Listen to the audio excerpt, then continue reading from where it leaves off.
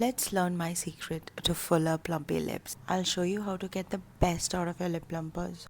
This is the secret weapon. I have tried so many so far and this is no doubt the best. So this is how I do it.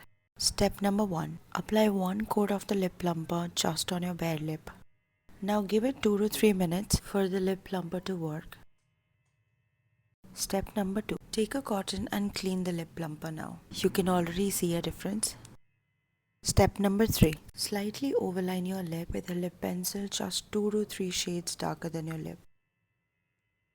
I like to buff out the edges. इससे काफी natural finish आता है. I'm going with this brown lip color from Bobbi Brown. This is called Bold Honey and this is one of my favorite.